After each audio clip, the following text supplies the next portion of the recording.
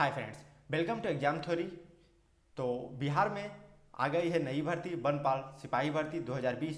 तो आज की इस वीडियो में हम लोग exam pattern, application fee, negative marking, salary और साथ ही एज कटअप के बारे में जानेंगे। अगर आप हमारे चैनल पर नए हैं तो सब्सक्राइब करें, साथ ही बेल आइकन को जरूर दबाएं ताकि हमारे चैनल पर जितने भी वीडियो आते हैं उसकी नोटिफिकेशन आप तक सबसे पहले पहुँचे। और स्टडी से संबंधित नोट्स या पीडीएफ पाने के लिए आप हमारे टेलीग्राम चैनल, फेसबुक पेज और इंस्टाग्राम को फॉलो कर सकते हैं। इसका लिंक इस वीडियो के डिस्क्रिप्शन बॉक्स में दिया हुआ है। साथ ही इस वीडियो को अपने दोस्तों के साथ व्हाट्सएप ग्रुप और फेसबुक पर शेयर जरूर करें। तो चलिए सबसे पहले जानते हैं कि आप इस फॉर्म को कहां फिलअप कर सकते हैं। तो आपको ऑफिशियल वेबसाइट जाना है www.csbc.bis.nic.in पर जाकर इस फॉर्म को फिलअप कर सकते हैं और साथ ही नोटिफिकेशन को डाउनलोड कर सकते हैं। तो सबसे पहले जानते हैं कि इस फॉर्म को आप कब से कब तक फिलअप कर सकते हैं। तो आपका जो ये फॉर्म है वो 27/7/2020 से इस फॉर्म को आप फिलअप कर सकते हैं, मतलब कल से आप इस फॉर्म को फिलअप कर सकते हैं और अंतिम तिथि है 10/9/2020 तक आप इस फॉर्म को फिलअप कर सकते हैं। तो अब बात करते हैं एप्लीकेशन फ़ी के बारे में। तो यहाँ पर अत्यंत पिछड़ा वर्ग, आर्थिक रूप से कमजोर वर्ग और अनारक्षित वर्ग के अभ्यर्थियों के लिए यहाँ पर 450 रुपया लग रहा है और अनुसूचित जाति और अनुसूचित जनजाति के अभ्यर्थियों के लिए यहाँ पर 112 रुपया लग रहा है। अब बात करते हैं कि किन किन वर्ग में कितने कितने यहाँ पर पोस्ट है।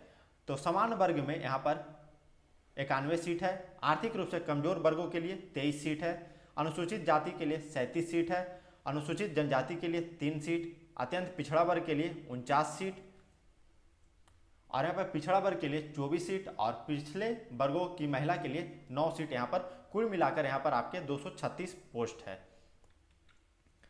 तो अब बात करते हैं कि आपका सैलरी क्या होगा। तो यहाँ पर लेवल 5 के वेतनमान के हिसाब से 29,200 से लेकर 92,300 रुपया तक आपका सैलरी रह सकता है। तो अब बात करते हैं कि आपकी जो क्वालिफिकेशन है वो क्या क्या होनी चाहिए। तो आप सबसे पहले भारतीय नागरिक होने चाहिए और आपके पास इंटर, विज्ञान अथवा समकक्ष उत्तीर्ण के आपके पास सर्टिफिकेट होना चाहिए, मतलब आप इंटर पास होना चाहिए, तभी आप इस फॉर्म को फिलअप कर सकते हैं। और आपको ध्यान देना है कि आप जिस समय फॉर्म फिलअप कर रहे हैं तो उस समय डेट ऑफ बर्थ आप अपने मैट्रिक अथवा समकक्ष परीक्षा के में जो आपका डेट ऑफ बर्थ दिया हुआ है उसी को आपको भरना है फॉर्म फिलअप करते समय। तो अब बात करते हैं कि आपकी एज क्या क्या होनी चाहिए।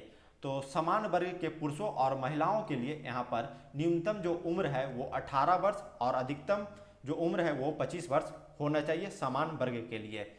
पिछड़ा वर्ग एवं अत्यंत पिछड़ा वर्ग के पुरुषों और महिलाओं के लिए यहाँ पर न्यूनतम उम्र है जो कि 18 वर्ष है और अधिकतम उम्र 27 वर्ष है। तो अनुसूचित जाति और अनुसूचित जनजाति वर्ग के पुरुषों और महिलाओं के लिए न्यूनतम उम्र 18 से लेकर आप 30 वर्ष तक इस फॉर्म को फिलअप कर सकते हैं। अब बात करते हैं कि आपकी शारीरिक मापदंड क्या क्या होनी चाहिए। तो सबसे पहले बात करते हैं कि पुरुष अभ्यर्थियों के लिए तो न्यूनतम ऊंचाई है जो कि अनुसूचित जाति और अनुसूचित जनजाति के लिए 160 सेंटीमीटर होना चाहिए और अन्य वर्ग के लिए 165 सेंटीमीटर। न्यूनतम सीना है बिन फुलाए 79 सेंटीमीटर और अन्य के लिए 81 सेंटीमीटर। सीना का न्यूनतम फुलाव 5 सेंटीमीटर अनुसूचित जाति और अनुसूचित जनजाति के लिए और अन्य के लिए 5 सेंटीमीटर। और पैदल चलने की जो क्षमता है वो 4 घंटे में 25 किलोमीटर होना चाहिए और अन्य के लिए भी 4 घंटा में 25 किलोमीटर होना चाहिए, मतलब यहाँ पर दोनों के लिए समान है पैदल चलने की क्षमता। तो अब बात करते हैं महिला अभ्यर्थियों के लिए। तो न्यूनतम जो ऊंचाई है अनुसूचित जाति और अनुसूचित जनजाति के लिए 155 सेंटीमीटर और अन्य के लिए 160 सेंटीमीटर होना चाहिए और पैदल चलने की क्षमता 4 घंटे में 14 किलोमीटर और अन्य के लिए भी समान है 4 घंटे में 14 किलोमीटर होना चाहिए। तो अब बात करते हैं कि आपका एग्जाम पैटर्न क्या क्या होगा, कितने चरण में आपका एग्जाम होगा। तो सबसे पहले बात करते हैं कि प्रथम चरण में आपका क्या होगा। तो पहला चरण में लिखित परीक्षा होगा जिसमें कि आपके 100 प्रश्न होंगे और सभी प्रश्न आपके 4 अंक के होंगे। तो यहाँ पर आपका जो टोटल नंबर है वो 400 नंबर के आपके एग्जाम होंगे। तो तो अब बात करते हैं कि किस भाग से कितने कितने नंबर के प्रश्न आपके आएंगे। तो यहाँ पर जो टोटल नंबर ऑफ क्वेश्चन है वो 100 है और टोटल मार्क्स है जो कि 400 का है। तो सबसे पहले बात करते हैं भाग 1 में। तो इसमें 15 प्रश्न आपके सामान्य ज्ञान से संबंधित प्रश्न होंगे। अब भाग 2 में 15 प्रश्न तार्किक कौशल से संबंधित आपके प्रश्न होंगे। भाग 3 की बात करते हैं तो इसमें 50 प्रश्न आपके भौतिक शास्त्र, रसायन शास्त्र और जीव विज्ञान अथवा गणित पर आधारित होंगे 50 प्रश्न। तो इस भाग में आपको ध्यान देना है क्योंकि यहाँ पर जो नंबर ऑफ क्वेश्चन है वो ज़्यादा है, तो आप भाग 3 में सबसे ज़्यादा मेहनत करना होगा। अब बात करते हैं भाग 4। तो इसमें 20 प्रश्न है जो कि 10 प्रश्न हिंदी से होंगे और 10 प्रश्न आपके अंग्रेजी भाषा से होंगे। तो इसमें आपके गद्यांश से आपसे प्रश्न होंगे, शब्द प्रयोग का हिंदी व्याकरण और अंग्रेजी व्याकरण इंग्लिश ग्रामर से आपका संबंधित प्रश्न होंगे। 20 प्रश्न यहाँ पर आपके इससे आएंगे।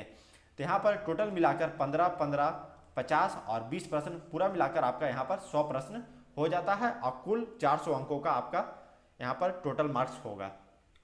तो अब बात करते हैं निगेटिव मार्किंग के बारे में। तो आपके हर गलत आंसर के लिए 1/3 मार्क्स है जो कि काट लिया जाएगा, मतलब 1/3 मार्क्स आपके निगेटिव मार्किंग में जाएगा। तो इसको आपको ध्यान में रखना है। तो अब बात करते हैं कि शारीरिक मापदंड, मतलब अगले चरण में जाने के लिए आपकी जो कट ऑफ है लिखित परीक्षा में आपकी क्या होनी चाहिए कम से कम। तो सामान्य वर्ग के लिए 40%, पिछड़ा वर्ग के लिए 36.5%, पिछड़ा वर्ग के लिए मतलब अत्यंत पिछड़ा वर्ग के लिए 34% और अनुसूचित जाति जनजाति वर्ग और गैर आरक्षित वर्ग की महिलाओं के लिए 32% मार्क्स आपको लाना अनिवार्य है, जिससे कि आप अगले चरण में जा सकते हैं। तो अब बात करते हैं कि शारीरिक मापदंड के लिए कितने अभ्यर्थी हैं जो कि आगे जाएंगे। तो यहाँ पर जो टोटल नंबर ऑफ सीट है वो 236 है। तो यहाँ पर बोला गया है कि 1:2 में अभ्यर्थी है जो कि शारीरिक मापदंड के लिए शारीरिक परीक्षण के लिए आगे जाएंगे। तो यहाँ पर पूरा मिलाकर 472 जो अभ्यर्थी है वो शारीरिक मापदंड के लिए जाएंगे। तो आप लोग लिखित परीक्षा में जितना ज़्यादा नंबर ला सकते हैं लाना पड़ेगा आपको, जिससे कि आप शारीरिक मापदंड और मेरिट लिस्ट में आप अपना नाम बना सके। अगर आपको यह वीडियो अच्छा लगा तो लाइक जरूर करें। साथ ही स्टडी से संबंधित नोट्स या पीडीएफ पाने के लिए आप हमारे टेलीग्राम चैनल, फेसबुक पेज और इंस्टाग्राम को फॉलो कर सकते हैं। इसका लिंक इस वीडियो के डिस्क्रिप्शन बॉक्स में दिया हुआ है। साथ ही इस वीडियो को अपने दोस्तों के साथ व्हाट्सएप ग्रुप और फेसबुक पर शेयर जरूर करें। तो आज की इस वीडियो में बस इतना ही।